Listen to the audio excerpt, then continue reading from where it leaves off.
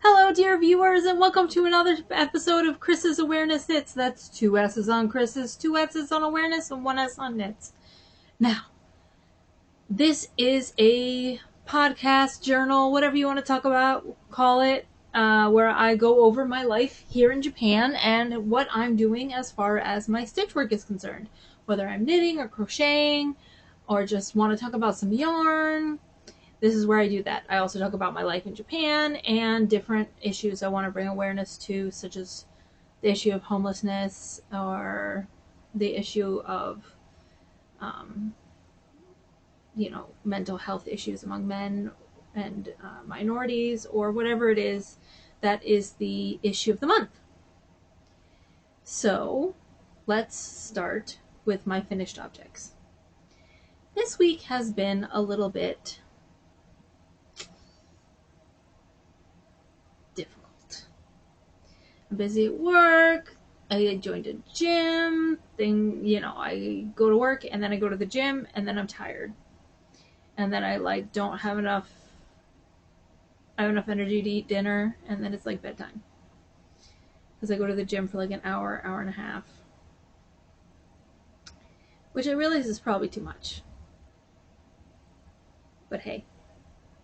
I lost like 30 pounds over the spring and summer, and I've gained it all back. So now I've joined an Anytime Fitness and I'm trying to lose all that weight again. So I was planning to go to the Anytime Fitness right now, which is why I'm in my t-shirt. So you can almost see a line where there's a muscle there. So I was planning to go to my Anytime Fitness, and then I checked my earbuds and they were at 0%. So instead, I'm making a video. I haven't really had that much time to work on anything, but I did finish one of my hugest whips, something that I worked on for on and off for months and months and months and months. And it is a crochet granny square blanket that's big enough to fit my king size bed. So the part I'm really proud of is this part right here where I mix the colors. But it's other than that mixed space, it's just striped. And then at the very end, as a border, I did red and white with a one border of green. I was planning to do green and yellow in the same effect that I did the red and white, but this fits my bed, so I'm done. Success! So that's really the only finished object I have to show you. And again, this week has been rough and I just haven't had time to do anything. And I really don't think that you can crochet or knit at the gym. I really think they're going to frown upon that. Although you could probably do it on the sitting bikes. Because you don't move your hands at all. I bet I could do some bicycles while I'm knitting. But I don't want to get kicked out of the gym or anything like that, right? So the only thing that I have that I've been working on is the t-shirt I've been talking about so very, very much.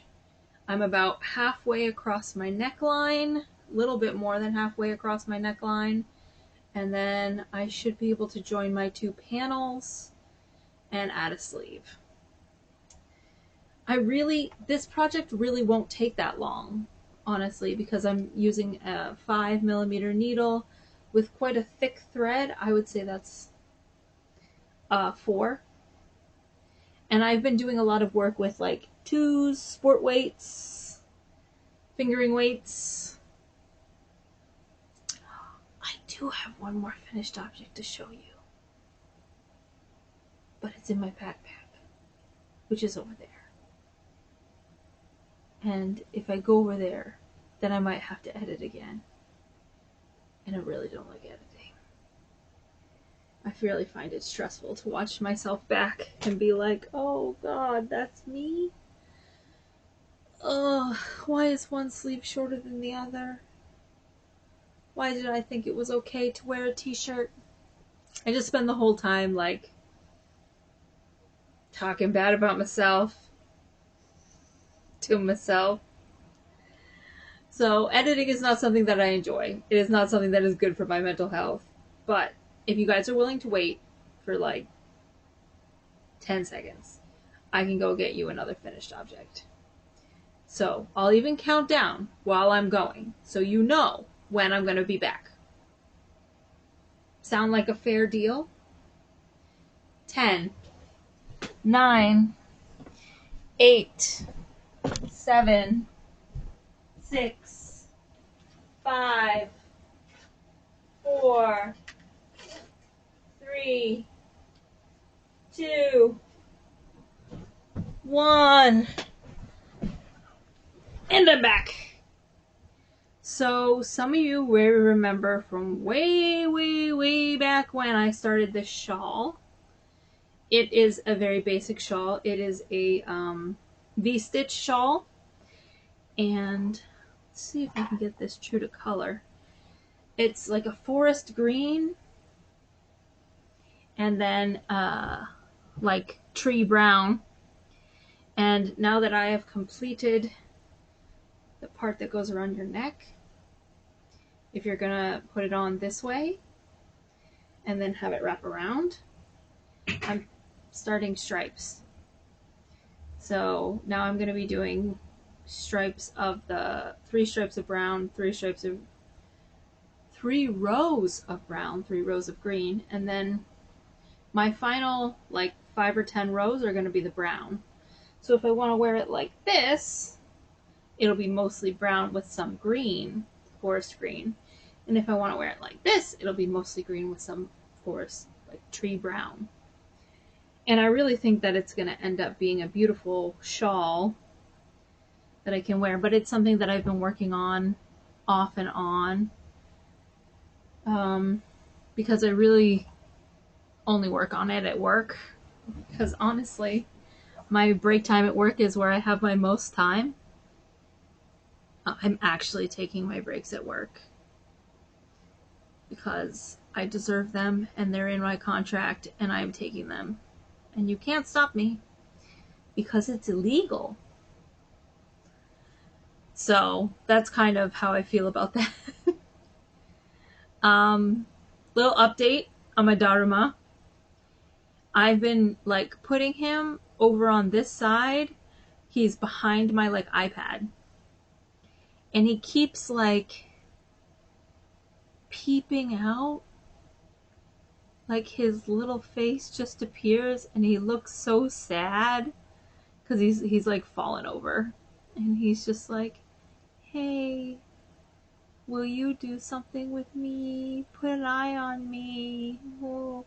I didn't realize I made his eyebrows so sad till he was like peeking out from behind my computer, and I was like, oh no, Daruma. Your eyebrows are so sad.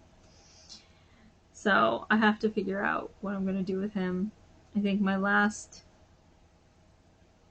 plan was too difficult for Daruma because the Daruma's a little spirit. I think I need something he's capable of helping me with. But until then, he's blind and just living inside this doll. So he just keeps like peeking out like, hey, don't forget about me. I am Daruma.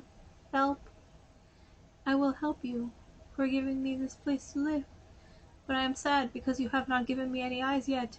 You have not given me a task. So I am sad, Daruma. I'm sorry. I love you. I will give you a task, I swear. But I don't want it to be too easy, like, Daruma, can you help me do my laundry? But I don't want it to be too hard, like, Daruma, can you help me save $30,000? Because Daruma's just a little spirit. If I wanted to save $30,000, I'd have to build a shrine. But he could help me with something smaller, like starting to sell some of my creations or something like that. I mean, I've already gone through all the work of setting up a website and putting up blog posts and things. Not that that many people have checked it out. But hey, it's up. If we all have to start somewhere, your journey starts with a single step and all of that business. So maybe that's why I'm not. Maybe that's why I'm not planning it. I'm not planning anything. I don't have nothing is speaking to me right now. Nothing is shouting at me. I want to be blah blah blah. I want to be a hat. I want to be a scarf. I want to be this. I want to be that. Nothing is shouting at me. Everything is just quietly whispering, "Hey, can you do something with me? What can you make with me? I'm not very much. I'm like less than one skein of yarn. Why don't you use me? Why do you leave me to suffer in this unending torment of being leftovers?" And I can feel them judging me. Why haven't you done anything with me yet? Why haven't you done anything with me yet? You've had me for over a year, and I've just been sitting here. I hear you. I hear you. I understand. Please, let me relax. I'm all sore from going to the gym, and I'm going back, like, literally as soon as I finish this podcast. So I don't really have time to, like, make anything. Today is my first day off in 6 days. So I've done laundry, I've washed my sheets, I've done my dishes, and now I'm making my podcast thing. And then I'm going to the gym, and when I return, I'll probably have like an hour or two that I can spend like just crocheting and knitting. And I really want to finish that t-shirt before it's t-shirt weather, but nothing is shouting at me. I don't even have enough scraps lying around to make hair ties. Refilling my Ziploc bag full of hair ties. I feel like hair ties are something that would sell better in person than online anyway. There's a website that a lot of Japanese people use called Mercari, and I posted like 10 or 20 things up on Mercari, and nothing ever sold. And they were all handmade things, and they just never sold. And it's just like, oh, you go to Mercari to get cheap used stuff. And I found another one that's for like high class stuff. Like, but I don't know if I'm skilled enough to be doing high class stuff right now. Like, you've seen some of the things I've made. They're perfectly serviceable, and some of them are even nice, but beautiful? I have some unique things. Like, I've shown you this hat before, but it's pretty unique.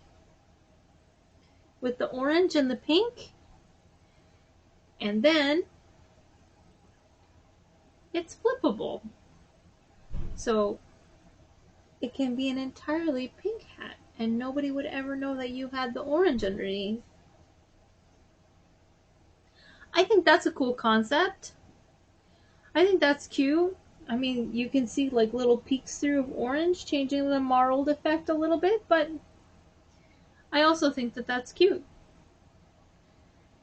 And nobody is interested in my weird hat. But I feel like if I was in person, it would sell. Because it's so cool. People would be like, oh, what's this orange and pink hat? And I'd be like, let me tell you about its secrets. Or I'd display the pink hat, and when people were like, oh, I like that pink hat, I'd be like, it has a secret. Wow. I don't know. So I have things like that. I have things like this kind of hat, where it's got a little bit of color change in the middle.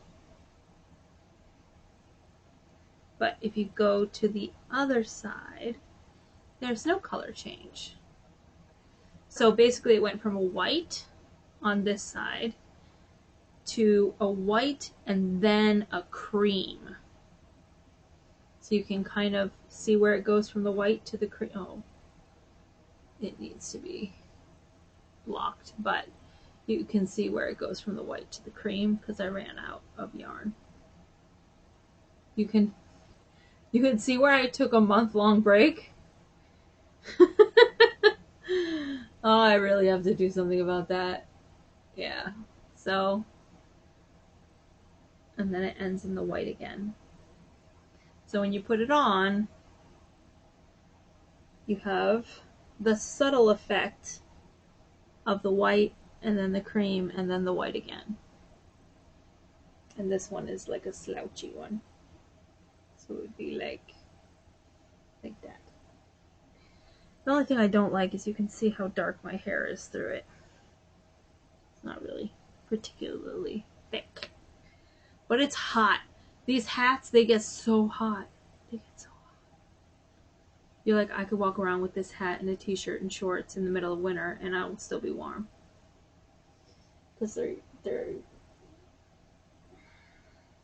wool.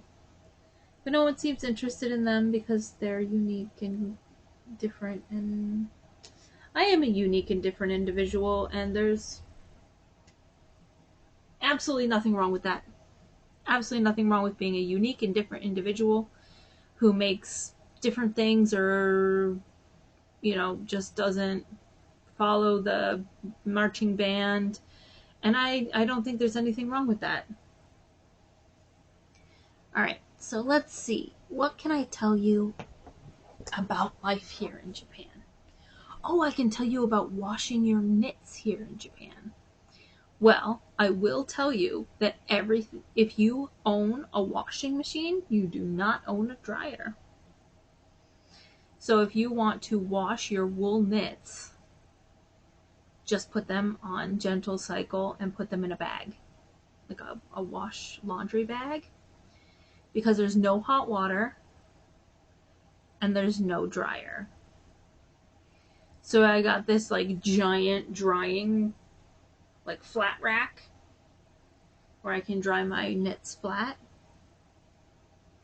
But I also sometimes hang them up. So usually what happens with me is I do all my laundry on Sundays because that is cleanup day. And so I do like 3 to 4 to 6 loads of laundry depending on how it is, which means that I need extra hanging space. So we have the hanging space outside, which is not very big, and then I have my hanging space inside, which is actually bigger than my hanging space outside. But I do keep the flat hanger outside so that my things dry in the sun. It hasn't seemed to affect their color so far, but I don't leave them out there for that long. Alright?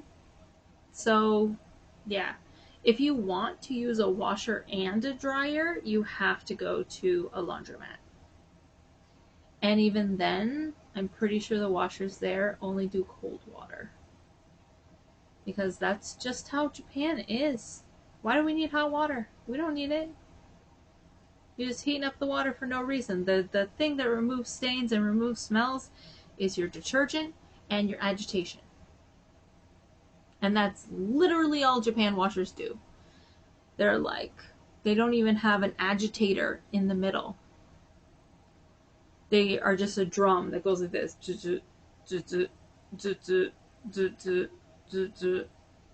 Now, when you first get a washing machine in Japan, you're going to look at it and there's going to be 1,000 buttons and they're all going to be in kanji and you're going to be like, okay. But there's a big round one. The big one is start. Now there's usually 2 buttons on top of that start button. One says stop and one says like selection made. And so the other buttons the other things are like how much water you put in, how soiled the clothes are, and all that stuff. You don't really need to fuss around with that too much. You just set that part and forget it, and then you press your set program and your start, and you're pretty much good. I've had 2 different washing machines here in Japan, and I have also used a laundromat here in Japan. So they're usually pretty easy and intuitive to use. I just would recommend a lot of laundry bags because Japanese washers will rip up your clothes a lot. If you have anything delicate, it needs to go in a laundry bag because they're only washing on agitation, basically, and whatever soap you put in. So things get agitated. So something with a button, something with a hook, for example, a brassiere, it's going to end up twisted around. It's got to have your like trousers through it. You're going to be like, well, no, just get washer bags. They're laundry bags. They're at all the dollar stores, the 100 yen shops. I didn't realize, but my favorite 100 yen shop is actually from Hiroshima. It's called Daiso. And it's literally, to me, the best 100 yen shop because I've been to the other ones, Seria and Watts 100, and there is another one. I've been to all of them, and I've been to them in different places. I've been to them in different prefectures. I've been to, basically, if I'm traveling and I need something, I'm finding a 100 yen shop because I don't want to spend more than 100 yen on something I'm using for traveling for like 3 days. I just don't. I'm going to throw it away at the end of the trip anyway.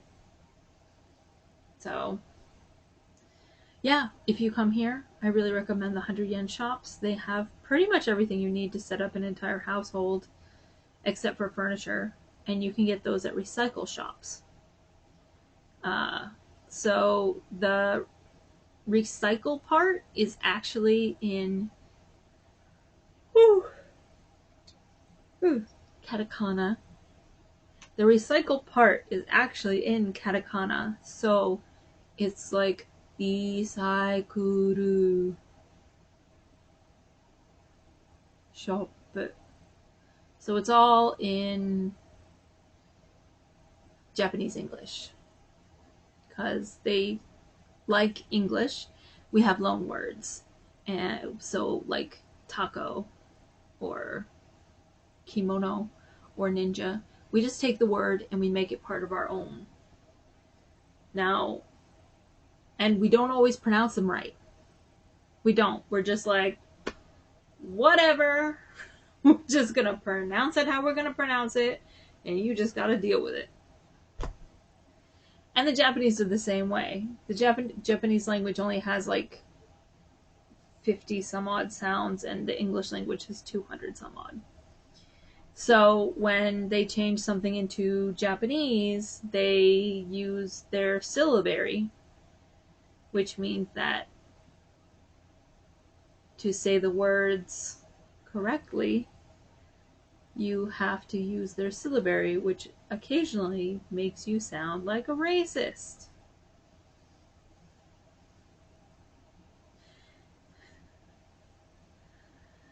So, like, I'll be talking to people and I'll be like, oh, I want to go get ice cream. And they're like, what are you talking about? And I'm like, ice cream. Because it's actually Japanese. It's not just me trying to sound more Japanese and like faking sounding Japanese. That's the actual word. Or, you know, like ice cream is the like really famous one. Yeah. You know, there's a lot though. Why am I so sleepy? What is going on? I think it's because I didn't work out and I didn't have coffee. That's what I think. So let's see. Where was I? Oh yeah. Sounding racist by using the Japanese language in mixing it with English. Some words you just pick up and they become part of the Japanese, like a part of English speakers of Japanese. So, for example, I don't say I'm taking the bullet train. I say I'm taking the Shinkansen. So I've taken that word and turned it into an English word. You know, I say I'm wearing a yukata. You know, not whatever you would call it in English, a robe. You know,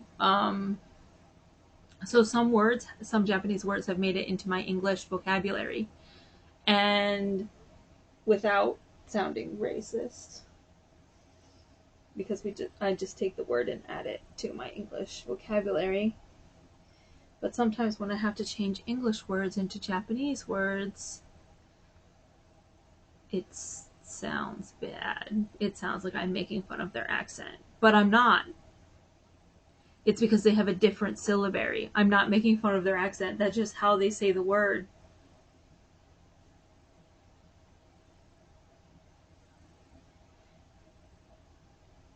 Like, some people say, in America, they say Hiroshima or Hiroshima, or however they say it, but it's actually Hiroshima,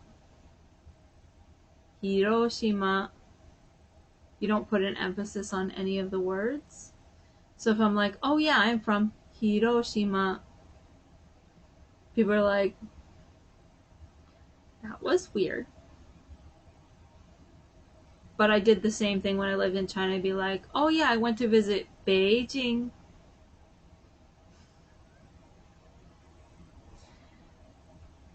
You know? So it's things like that you're like, am I putting on an accent because I'm trying to be like fancy, or am I putting on an accent because it's an English word but they don't know the actual English pronunciation? Like, if you went to your Chinese friends and were like, oh yeah, I went to Beijing, they'd be like, what? That where? I've never heard of that place. You have to be like, Beijing, and then they'll understand what you said. So you end up sounding a little bit like you're making fun of them, but you're not. You're just trying to communicate. You're just trying to be heard. So when you come over, if you're having trouble communicating with somebody, try an English word with a Japanese accent. Like, communication. Communication. Communication is communication. And then there are some words that they use differently. Like, we say renovation and they say renewed, which is renewal. So it's just like when we say somebody is smart, we mean they're intelligent. When they say somebody is sumato, it means they dress well. Like a smart outfit or smart clothes, where we would think of like a smart suit. They only think of the word smart as meaning you dress well. And then there are some words they think are English that aren't. Like arbeito is German for part-time job. It's arbeito. But that's a Japanese version of it. I think it's like Arbeit.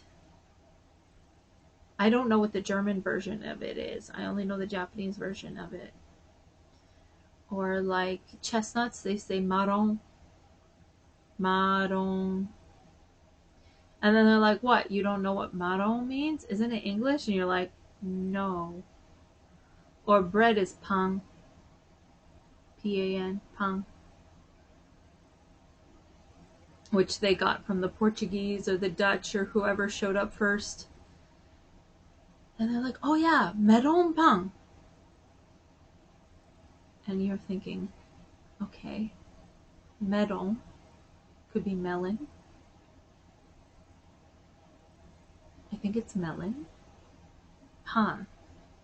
A melon frying pan. And then you just end up confused. But melon pan is like bread that has like it like woofs up and it has like a crisscross hatching on it, like a cantaloupe. So they call it meron pan. But usually there's nothing inside your meron pan. Sometimes there's stuff inside. I just looked at you guys like, sometimes there's stuff inside. Oh my god, it's so exciting.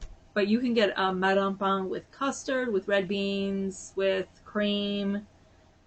But your general meron pan is going to be just bread with like sugar on the top with a crisscross hatching on it. And it's going to be really light and fluffy because it starts out flat and it just poofs up like